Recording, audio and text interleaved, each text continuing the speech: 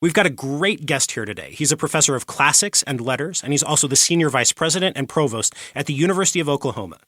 He's also the author of several books, most recently The Fate of Rome, Climate, Disease, and the End of an Empire, which you can get on Audible or Amazon. I highly, highly recommend it. Kyle Harper, thank you so much for chatting with me today. Thanks, Patrick. I'm thrilled to do it. So, The Fate of Rome hit me like a ton of bricks. It's eminently sensible, it's totally convincing, and to me it seems like the key that unlocks a great deal of the uncertainty about the ultimate end of the Roman Empire. Briefly, for the listeners, could you run me through the outlines of the book's argument? Sure. Thanks, Patrick. The Fate of Rome is an argument that to explain the fall of the Roman Empire, which is this enormous historical process that unfolds in several different phases and has twists and turns. It's not something that happens in a day. And to explain it in full, I think we have to account for the powerful role of the natural environment. And that includes both the physical environment in the form principally of climate change and changes in the biological environment that includes the evolution, the emergence, the arrival of new diseases caused by unfamiliar bacteria and viruses. And these natural forces play a critical role in what is ultimately a human story about the demise of one of the most important political formations in all of pre-modern history. So I thought that was a completely convincing argument, and also because around the middle of the 6th century, when all of these forces kind of pick up steam and really reach ahead, that to me, from my work on other kinds of source bases, seems to be like a huge turning point. That after the middle of the 6th century, it seems like trade really drops off. It seems like the population is less. There are fewer sources being produced. People are moving less, is something I noticed from the research that I've done. And it seems like climate and disease really kind of unlock the larger reasons for those shifts. I agree. And the 6th century isn't necessarily what we always think of or what's popularly thought of as the fall of Rome, because the Western Empire dissolves in the 5th century, and the city of Rome is sacked in 410, or the last Western emperor, Romulus Augustulus, is deposed in 476. Those are kind of milestone dates when people think about the fall of the Roman Empire. But as you know, specialists who work in the field have really developed an ever deeper appreciation for how important the period of Roman history after that is. And in the Eastern Roman Empire, centered on Constantinople or New Rome, which still thinks of itself and really deserves to be considered the Roman Empire, is in a period of Renaissance in the 6th century. And it's easy to underestimate really how significant that part of Roman history is. But the empire is flourishing culturally, economically, demographically, even geopolitically. Under Justinian, of course, the Romans are reconquering North Africa and well on their way to reconquering Italy, when all of a sudden, almost literally as a bolt from the sky, nature intervenes. First in the form of what we now understand, thanks to really highly resolved paleoclimate records, to be a series of volcanic eruptions that induce sudden and violent cooling in the climate. And right on the heels of that climate event comes the worst biological catastrophe in magnitude in the history of the human species up to that time, the first pandemic of bubonic plague. The early example, or the first example of what we might call the first Black Death. The 6th century witnesses an outbreak of the exact same disease caused by the exact same bacterium that causes the much more famous 14th century medieval Black Death. And the Roman Empire is never the same. The Renaissance, the successes of the reign of Justinian are almost immediately reversed. The empire itself begins to fall apart, and over the course of several generations, the empire ultimately not only doesn't recover, but fails even to exist in most of the former territory where it had once held sway. Yeah, I mean, you raise some really interesting points there, and like the reign of Justinian is a turning point. I mean, that's an argument I'm really amenable to, because if you look at the reign of Theodoric the Great, the Ostrogothic king Theodoric, you look at the documents that are coming out of his court, you look at the material record in terms of the archaeological information that we have, you could be forgiven for thinking that not much, if anything, had really changed if you were looking at that. Then you fast forward 90 years to the time of Pope Gregory the Great at the end of the 6th century, and it's like you're living in an entirely different world. Exactly. It really is. It's an entirely different world, materially, demographically, culturally, politically. And what strikes me is not just that we can correlate some of these changes to environmental causes like sudden cooling in the climate or the arrival of this new disease, but that if you're zooming out and you're simply looking at the environmental history records, these these episodes in the 6th century leap out at you. I mean, in the 530s and 540s, it's not just a kind of ordinary cooling phase. It is the most violent episode of sudden cooling in the entire late Holocene over the last 2,000 or 3,000 years. So just objectively, in terms of the climate records, this is clearly a moment that really jumps out. This isn't just kind of a ho-hum, another downturn. This is something that is wrenching, and so it, I think, adds plausibility for historians to draw a link that's not just correlation, but to a large extent even causal, to say that the consequences that we see in the human story, the fate of the Roman Empire, is actually to a large extent explained by the physical changes that we can trace in these totally independent records, like ice cores and particularly in the 6th century tree rings. Kind of to build on that a little bit, like this is one of the things like really stood out to me about your book is just how much it's on the cutting edge of scholarship. I mean, like the importance of the Justinianic plague has only become clear to us in the last few years. The kind of data that you're talking about with regard to ice cores and tree rings, that is really, really recent stuff. Like that did not exist when I started graduate school a decade ago, you know?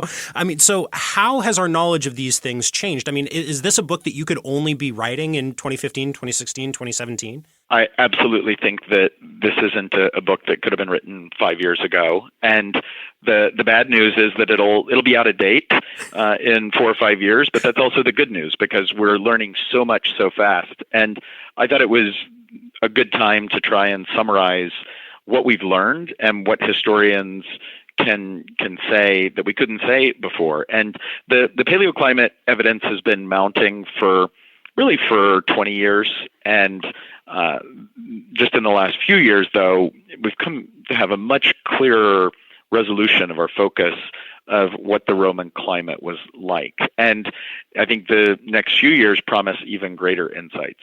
But the level of information, the mountains of information that we're getting from genomic data is what's really moving fast. And as you rightly say, even down to a few years ago, the Justinianic plague was sort of befuddling, because the written records seemed to emphasize its importance, but it was impossible to say with certainty what caused it, and that makes it hard to really know how bad was it. And there are giant dark areas of our knowledge where we just don't even know if the plague spread that far. So once we then have genomic evidence that is very convincing, that says this is precisely the agent of this pandemic, it lets us connect the microbiology of the germ and how it sits on the evolutionary history of this extraordinary bacterium.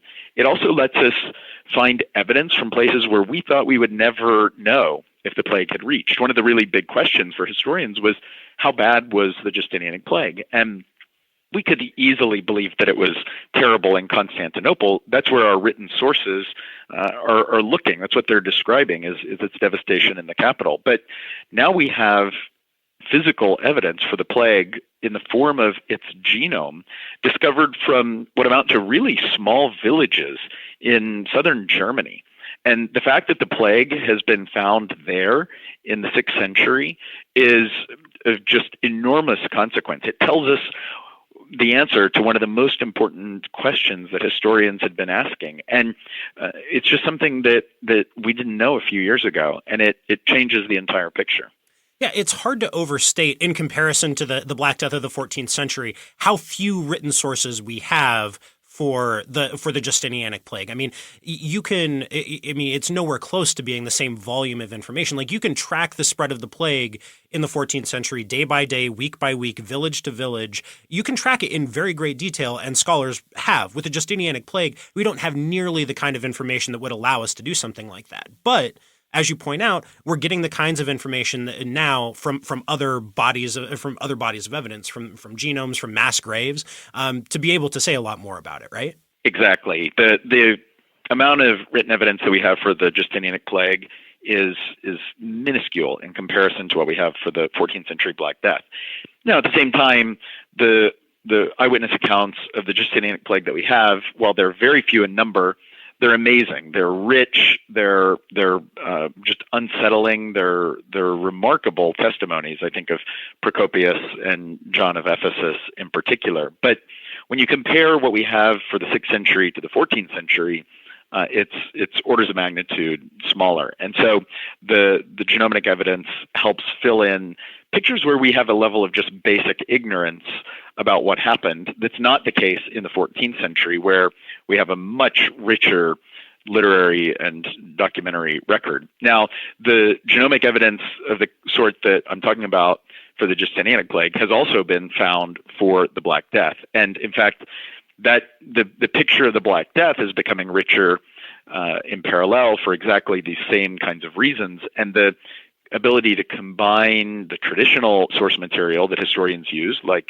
historical documents, with this new kind of evidence, archaeological DNA, is creating this amazingly rich picture of the Black Death. And that actually matters a lot for historians who are interested in late antiquity, because now that we know with certainty that these two just world-changing pandemics were caused by the same germ, we can pursue kind of comparative analysis. And while we can't just assume that the Justinianic plague was exactly like the Black Death, we can hypothesize and we can fill in the picture cautiously with our greater understanding of the medieval Black Death.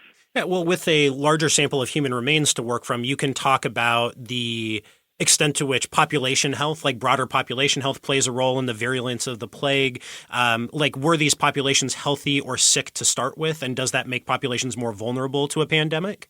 Yeah, those are exactly the kinds of questions that are being asked right now of the medieval Black Death. And I'm hopeful that some of those can actually be asked of the Justinianic plague as we retrieve more genomes from the 6th century, and that's happening as we speak. I think we can ask questions about, what was the health status of the populations when the plague struck, or what is the relationship between different, what are sometimes called waves of the plague? Because one of the insidious facts about bubonic plague, in both the case of the first pandemic that I talk about and the second pandemic that begins with the Black Death, is it isn't just a one-off. The plague explodes in a pandemic event in an initial wave, but then it recurs every 10 years, 15 years over the course of the next 2 centuries. And so in the first pandemic, we're really talking about not just the first wave that occurred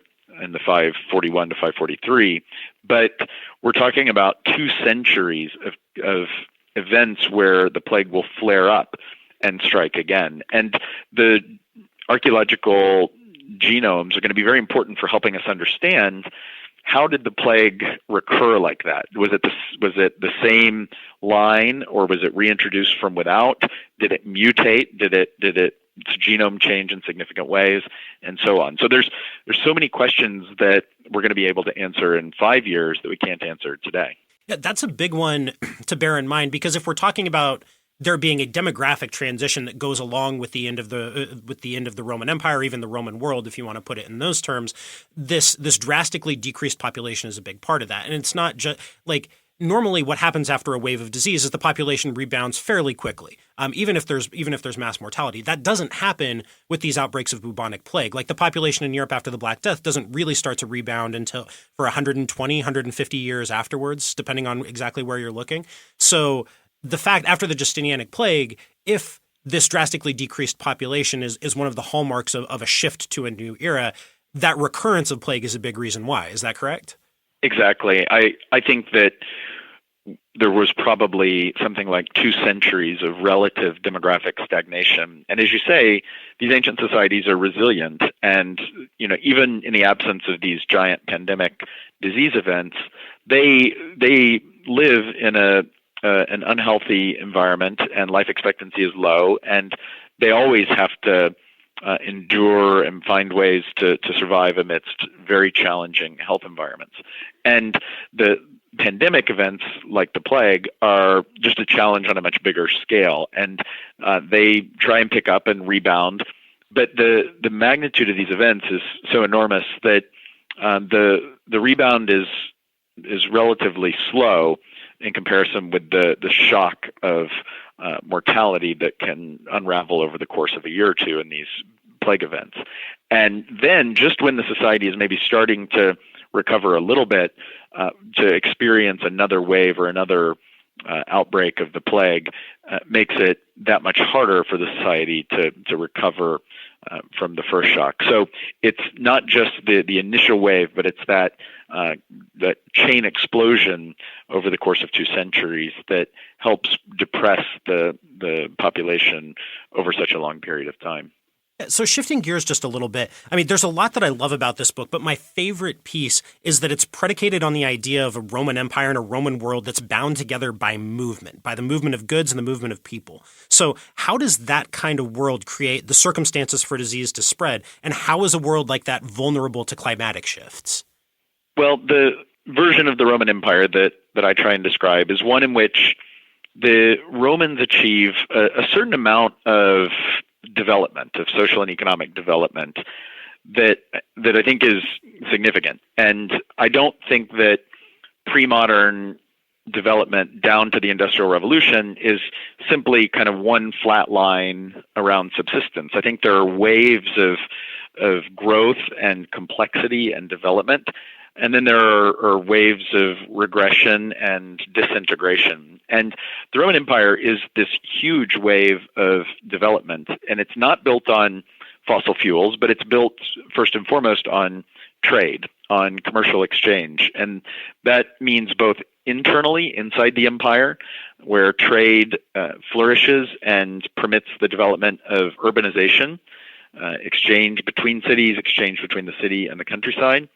And it includes trade externally. The Romans are trading with peoples beyond their frontiers, across every frontier, the Sahara, the Red Sea and Indian Ocean, the Near East, the northern frontiers. And so the Roman Empire is a world of development, and that development is built on exchange, movement, the commerce of people and commodities and ideas, and of course germs.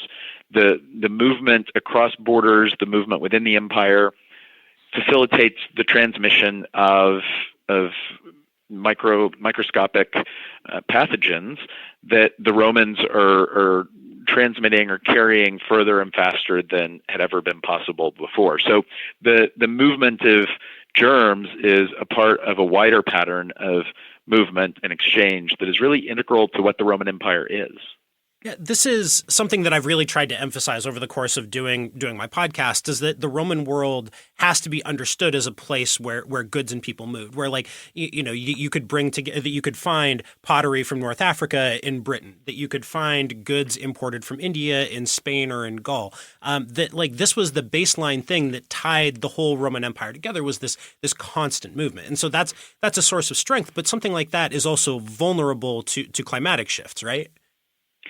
It's a vulnerability insofar as the Roman Empire, I don't think, implodes of its own overreach. Mm-hmm. I really do think it's important that the Roman Empire is sort of struck from without by these exogenous shocks to the system. It's not a Malthusian meltdown where the growth and development of the Roman economy overreaches its inherent limits or capacity.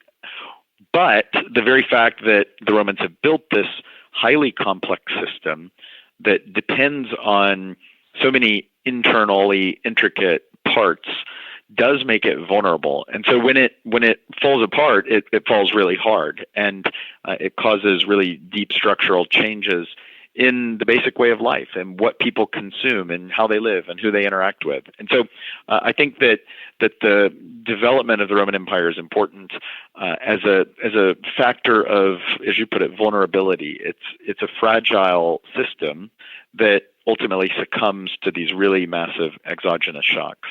So something that I want to follow up with there is you talk a lot about resilience, about the Roman Empire as a pretty resilient society, that it responds to shocks in the 2nd century, in the 3rd century, some in the 4th century before finally kind of succumbing over time. So what was it that made the Roman Empire so resilient as it weathered shock after shock after shock?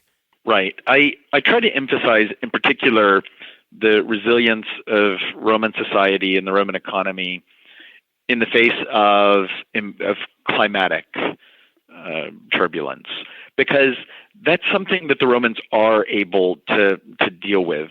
By its very nature, life in the Mediterranean requires this, and there's a kind of ancient or organic, I mean, it's almost in the soil that any society that's going to grow up in the Mediterranean has to be resilient. It has to be prepared for really unpredictable variability between years. There are going to be good years and there are going to be bad years. And so societies develop from the ground up. They develop ways to cope with really strong fluctuations. And they know how to store food. They know how to grow emergency crops. They know how to scavenge forests in times of real dearth. And so there's a kind of inherent resilience in these societies around the Mediterranean. And the Romans, on top of that, imposed the power of empire in ways that also facilitates the ability of these societies to withstand shock. And so we know that the climate will sometimes be really favorable in one part of the Roman Empire in a year when it's maybe less favorable in another. And by its very nature, the Roman Empire can absorb stress from the climate by, say, taking grain surpluses from one part of the empire and shipping them to another part. And we know that the Roman emperors do this all the time. In fact, it's conceived in some sense as part of their role, is to kind of impose this system of resilience around the empire as a whole. So in the face of climate challenge, the Romans are pretty resilient. That doesn't mean that they can easily withstand really severe climate shocks or really repeated climate shocks. I mean, one bad year is something the Romans can handle. 2-3 bad years in a row can be a much more profound challenge.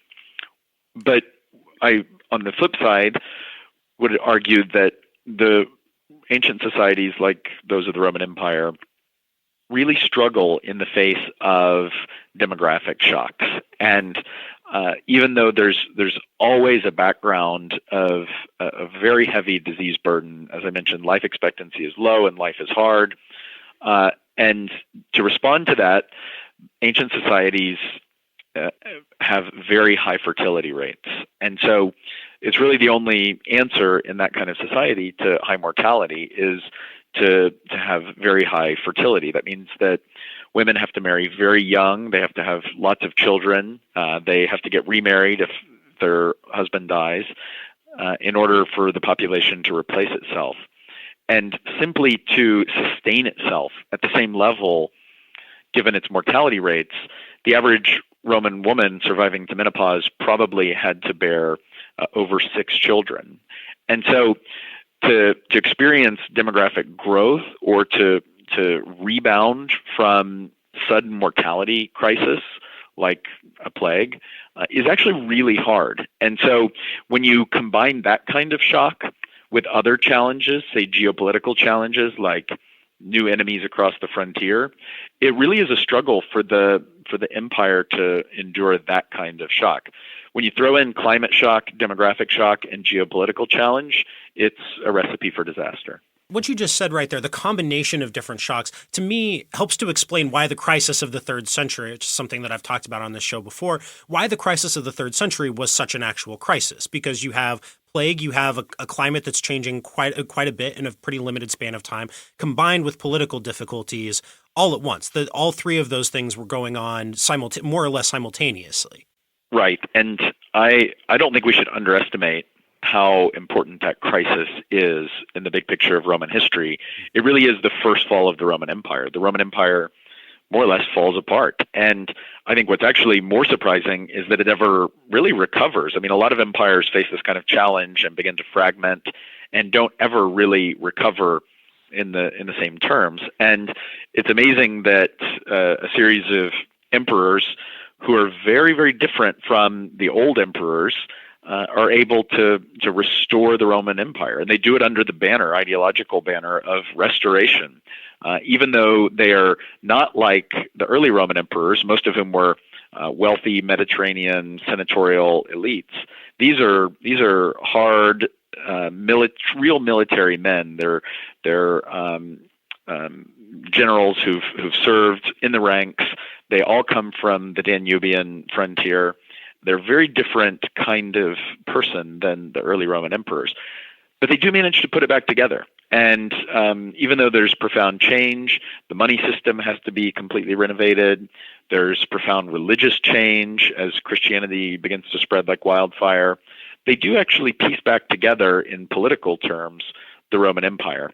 But the depth of that crisis is not to be underestimated. And it seems to me that it definitely has geopolitical causes. It has structural social political causes, but it looks like it has a really strong trigger in a series of devastating droughts, and then in particular a new kind of plague that erupts around 249 and again strikes across the entire empire and seems to be responsible for sending the empire into the depths of this crisis. The way in which all those different factors play together is really, really fascinating to me because you have a series of political crises that had been ongoing for quite some time. None of them in themselves necessarily fatal. But then you have a drastic plague, which kills a great many people, kills a lot of the soldiers guarding the empire's borders, which plays into the political crisis by putting those soldiers on edge and making them more likely to rebel and proclaim their general emperor, which opens up opportunities for barbarians to raid across the frontier, which further devastates an already devastated economy, and so on and so forth in a vicious cycle that lasts for the better part of 2 decades. Right, and I think that's what historians can really contribute to the bigger need to understand how human and natural systems are related.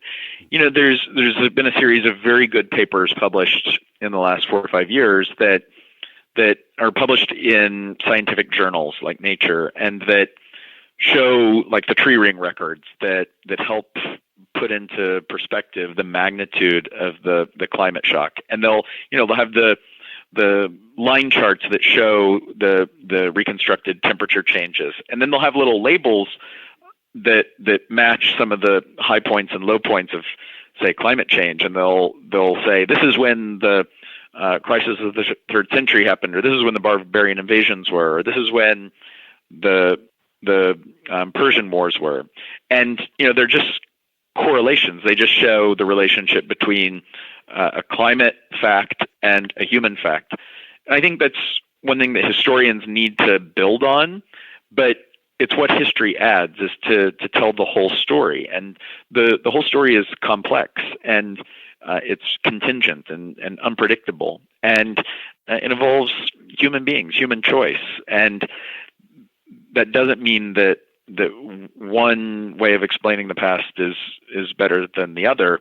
It's that we need both. We need to understand in as much detail as we can the physical record of things like the climate, as well as the human record of things like the Roman Empire. And the ability to interweave those stories is what I think history can uniquely contribute.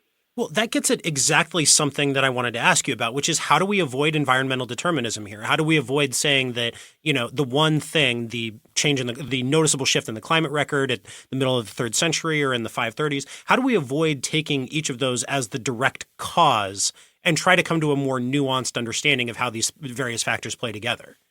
Well, it's a legitimate concern. And the way I think of it is that I try to avoid being reductionist. Mm-hmm. And I think reductionism is a sin for anyone who's trying to explain something. And that means that we don't have the right number of variables in whatever problem we're trying to explain.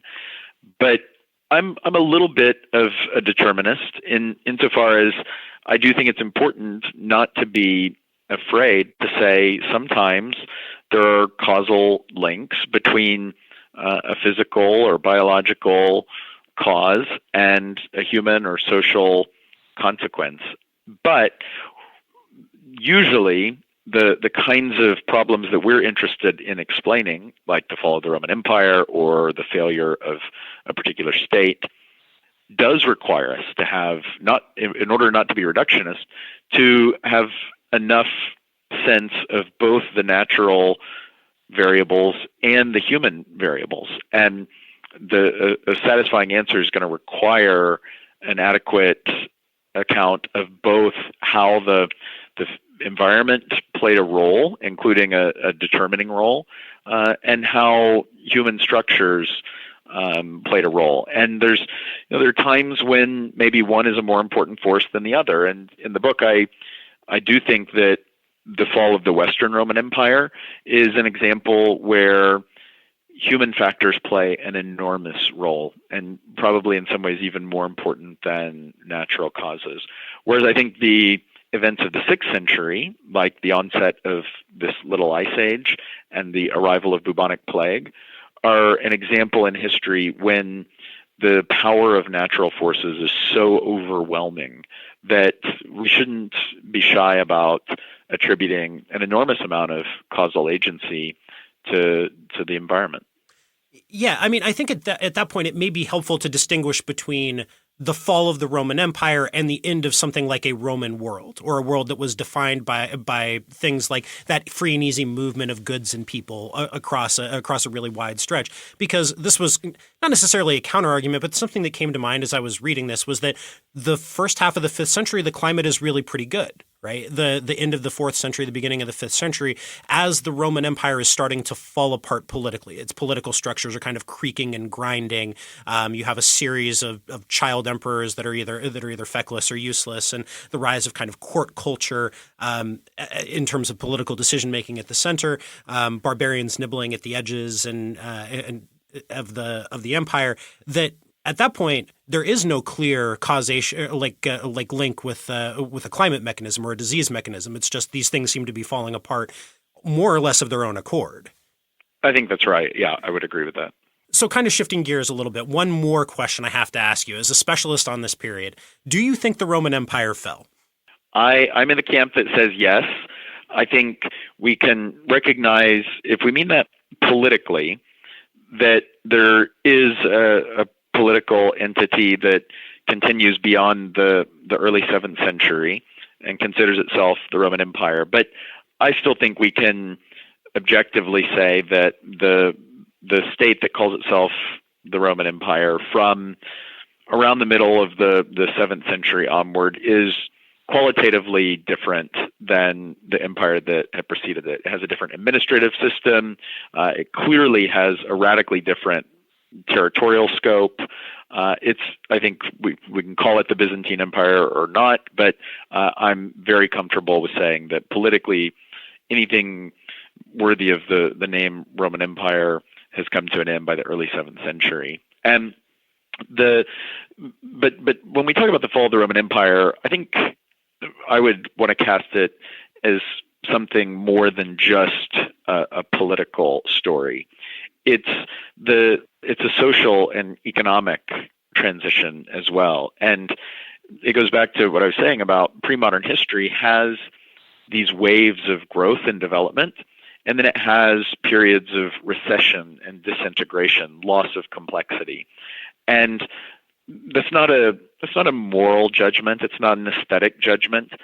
I personally find the 6th and 7th centuries to be extremely interesting periods culturally, and they're important.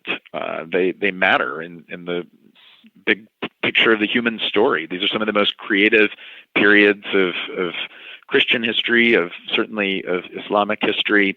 So it's not a moral or aesthetic judgment to say that that in socioeconomic terms the Roman Empire fell apart.